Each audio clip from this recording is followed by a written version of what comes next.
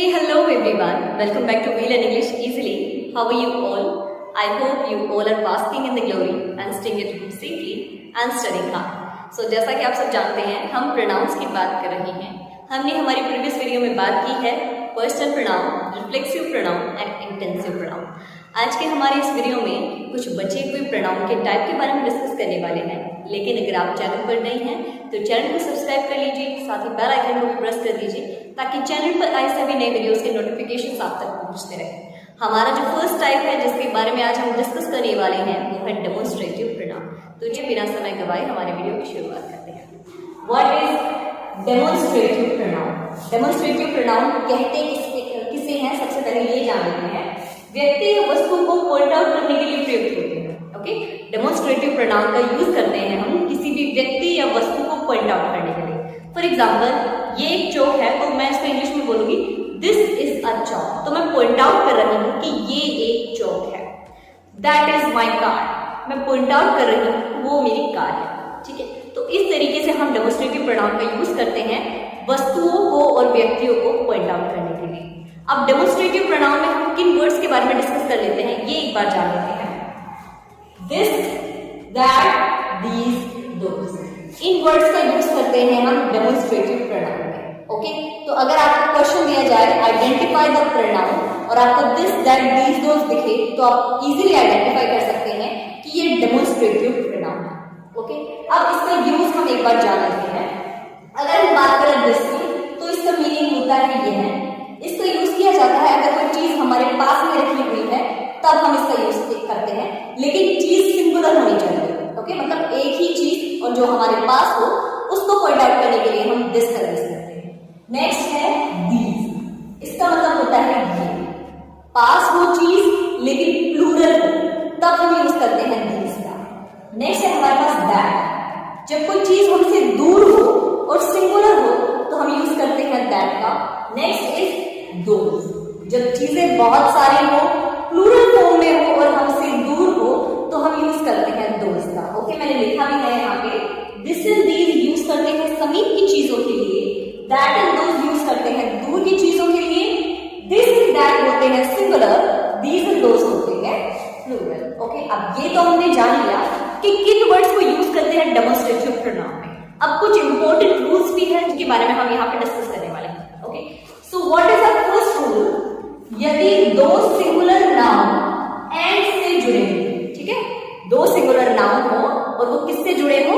And से जुड़े हो। एंड एक कंजक्शन होती है, अगर उससे जुड़े होते हैं तो लास्ट के सिंगुलर प्रोनाउन के लिए, लास्ट के सिंगुलर नाउन के लिए हम दिस और शुरू के सिंगुलर नाउन के लिए हम दैट का यूज करते हैं। ठीक है, लिखा हुआ है तो लास्ट के लिए दिस एवं फर्स्ट नाउन के लिए दैट का प्रयोग करते हैं। ये तो बात हुई सिंगुलर नाउन की, लेकिन अगर वही दो प्लूरल नाउन एंड से जुड़े हो तो हमें क्या करना है?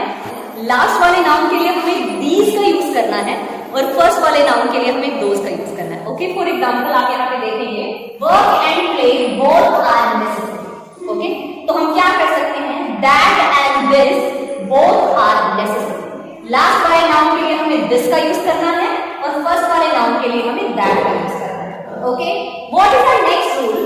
यदि समान वर्ग के दो नाउन्स की तुलना हो, ओके, यदि समान वर्ग के दो नाउन्स की तुलना हो तो सिंगुलर के लिए हम दैट और प्लूरल के लिए हम दोनों का प्रयोग करते हैं। फॉर एग्जाम्पल मैंने यहाँ लिखा है our soldiers were better drilled than those of enemies, है ना। हमने किसकी तुलना की है? दो अलग अलग देशों के सोल्जर्स की तुलना की है। तो हमने क्या लिखा है? Our soldiers were better drilled than those of enemies. Okay students, now we will discuss about distributive pronoun.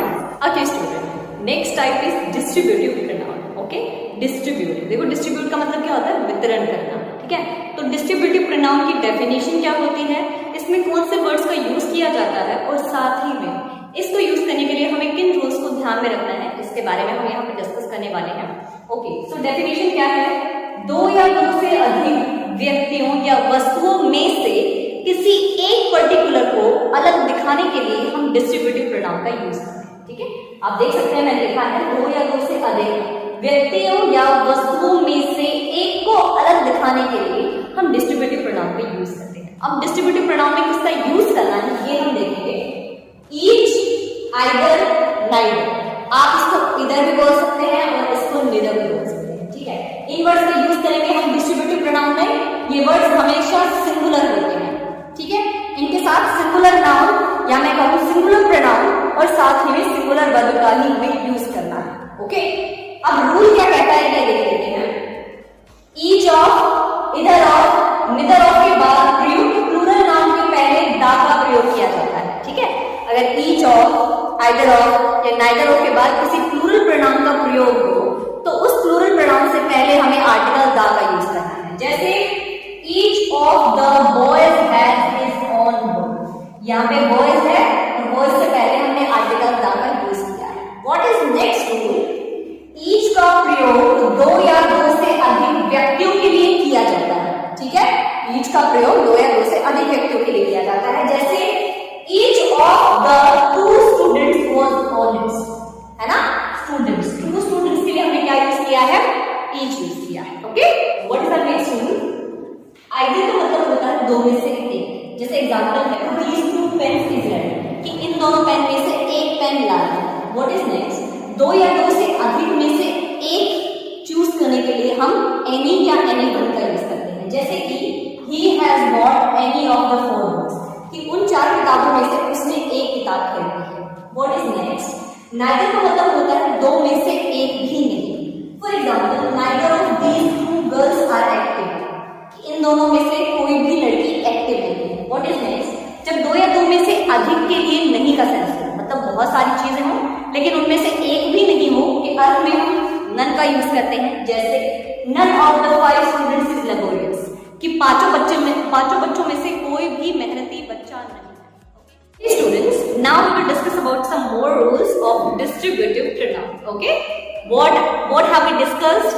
हमने क्या बात की है अभी तक कि डिस्ट्रीब्यूटिव प्रोनाउन में हम ईच, आइदर और नाइदर का यूज करते हैं।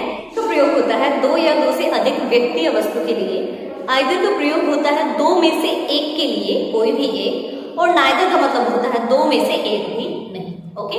सो अभी हम कुछ और रूल्स के बारे में डिस्कस करने वाले हैं। तो what is the next rule? Each of, either of, neither of के बाद आपको प्लूरल नाउन या प्लूरल प्रोनाउन का ही प्रयोग करना है, ठीक है। ईच ऑफ, आइदर ऑफ और नाइदर ऑफ के बाद अगर आपको सिंगुलर नाउन या सिंगुलर प्रोनाउन दिखता है तो आपको क्या करना है? उस पार्ट में एरर है और आपको वो ठीक करना है, ओके। क्योंकि आपको खुद को पता होगा कि जब आप एग्जाम देंगे तो मोस्ट ऑफ क्वेश्चंस आपको एरर आइडेंटिफाई करने के ही मिलेंगे, ओके। What is next? आप एग्जांपल देखिए, each of the boys has, लेकिन वर्ब हम हमेशा सिंगुलर ही यूज करेंगे, ओके। नेक्स्ट है यदि ईच का प्रयोग सब्जेक्ट के लिए हो, ठीक है। ईच का प्रयोग अगर सब्जेक्ट के लिए हो तो हमें क्या करना है? तो हमें हेल्पिंग वर्ब के बाद ही करना है ईच का प्रयोग। जैसे कि आप देखिए वी हैव, अब हैव यहाँ पे हेल्पिंग वर्ब है तो हमने हैव के बाद ही ईच का यूज किया है। We have each advised him to give up smoking, okay. What is next? यदि मेन वर्ब हो बाद में, मतलब हेल्पिंग वर्ब नहीं हो, केवल मेन वर्ब हो, तो आपको क्या करना है? मेन वर्ब के पहले ईच का यूज करना है। जैसे कि we each tried our best, ये है हमारी मेन वर्ब और हमने मेन वर्ब से पहले ईच का यूज किया है, ओके। अभी कुछ और रूल्स हैं जिनके बारे में हम यहाँ पे डिस्कस करने वाले हैं। Again students, what is the next rule? यदि किसी सेंटेंस में ऑब्जेक्ट के बाद फ्रेज का प्रयोग हो। अब बात आती है कि फ्रेज होते क्या है। फ्रेज होते हैं बेटा इनकम्प्लीट सेंटेंस जिनका अकेले कोई मीनिंग नहीं होता। जैसे मैं एक सेंटेंस बोलती हूँ, I go for walk in the morning, I go for walk, मैं वॉक के लिए जाती हूँ, ये एक सेंटेंस है। इन द मॉर्निंग ये एक फ्रेज है। अगर हम सिर्फ लिखें इन द मॉर्निंग तो इसका कोई मीनिंग नहीं होता, ओके। और अकेली अगर फ्रेज आती है तो इसके बाद कभी भी फुल स्टॉप नहीं लगता है। तो इस तरीके से फ्रेज होती हैं, इनकम्प्लीट होती हैं और इनको हम सेंटेंस नहीं कह सकते हैं, ओके। तो देखिए आप, I gave them each someone, अब इसमें कौन सा होगा फ्रेज? इसमें फ्रेज होगा someone, ओके। रूल क्या कहता है कि यदि किसी सेंटेंस में ऑब्जेक्ट के बाद फ्रेज का प्रयोग हो तो ईच का प्रयोग ऑब्जेक्ट के बाद होगा, ठीक है। ईच का प्रयोग हम ऑब्जेक्ट के बाद करेंगे। जैसे कि he likes, I gave them, अब them यहाँ पे ऑब्जेक्ट है और हमने ऑब्जेक्ट के बाद ईच का प्रयोग किया है क्योंकि हमारे सेंटेंस में हमें फ्रेज भी मिली हुई है। लेकिन अगर सेंटेंस में फ्रेज नहीं हो, केवल ऑब्जेक्ट हो, तो आपको ऑब्जेक्ट से पहले ईच का प्रयोग करना है। जैसे कि यहाँ पे देख सकते हैं, he likes each of them. Them हमारा ऑब्जेक्ट है और हमने ऑब्जेक्ट से पहले ईच का प्रयोग किया है। ओके, अब हमारे रूल्स खत्म होते हैं, एक बार इनके बारे में डिस्कस कर लेते हैं। नाइदर का मतलब क्या होता है? दो में से एक भी नहीं। और नन का मतलब क्या होता है? दो से अधिक में से एक भी नहीं।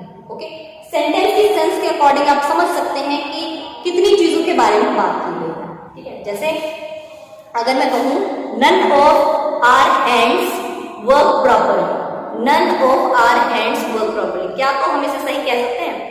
बिल्कुल नहीं, क्योंकि हमारे हाथ तो दो ही होते हैं। अब दोनों में से एक भी काम नहीं करता, तो नाइदर का प्रयोग यहाँ पे ठीक है। ओके, बोथ का मतलब होता है दोनों, ऑल का मतलब होता है दो या दो से अधिक व्यक्ति या वस्तु, और एवरीवन का मतलब होता है दो या दो से अधिक व्यक्ति, वस्तु नहीं। ओके, आई होप आपको समझ में आए होंगे। Now I am gonna show you some questions related to distributive pronoun, और आपको इनमें एरर्स आइडेंटिफाई करने हैं। ओके, अब बढ़ते हैं हमारे नेक्स्ट टाइप ऑफ प्रोनाउन की तरफ।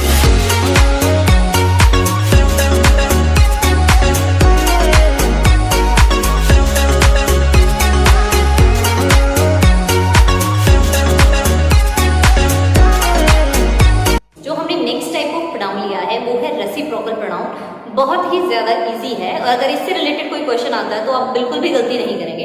ओके, तो बहुत ही ध्यान से आपको सुनना है, क्योंकि एक छोटी सी चीज है जो आपको इसमें ध्यान रखनी है, कुछ ज्यादा बड़ा नहीं है रेसिप्रोकल प्रोनाउन।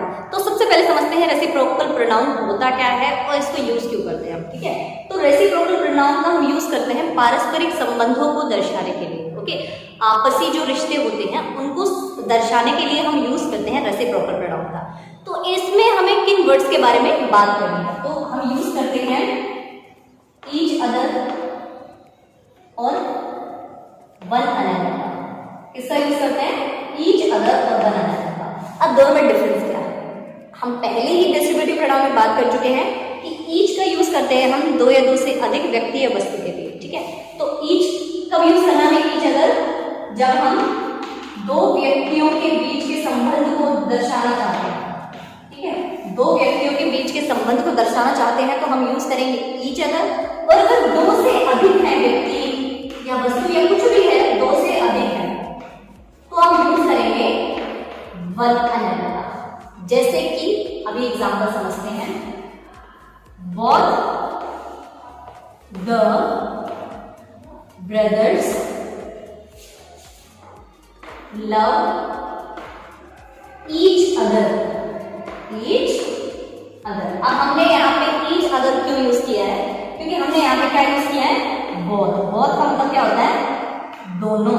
तो दोनों ही भाई आपस में बहुत ज्यादा प्यार करते हैं, इसलिए हमने यूज किया है ईच अदर। क्योंकि ईच अदर का यूज हमें दो व्यक्ति और वस्तु के बीच का संबंध दर्शाने के लिए प्रयोग में लाना है। All the members of the family quarrel one another। अब यहाँ पे हमने क्या यूज किया है? all the members of the family। अब फैमिली में दो या दो से अधिक ही व्यक्ति होंगे, इसीलिए तो हमने all the members of the family use किया है। और यहाँ पे कौन से रेसिप्रोकल प्रोनाउन का यूज किया हमने? वन अनदर का। ओके, तो ये कुछ बातें हैं जो आपको ध्यान में रखनी है। ईच अदर का यूज करना है हमें दो व्यक्तियों के बीच का संबंध दर्शाने के लिए, और जब संबंध की बात आती है दो या दो से मतलब दो से अधिक व्यक्तियों के बीच की, तो हमें यूज करना है वन अनदर। आई होप आपको समझ में आया होगा। Now I am gonna show you some questions and you will have to tell the answer in the comment section. If you are new on the channel, then do subscribe the channel and hit the bell icon. If you like the video, then press the like button and comment us if you have any suggestion for us, because it motivates us to bring knowledgeable content for you. Thank you.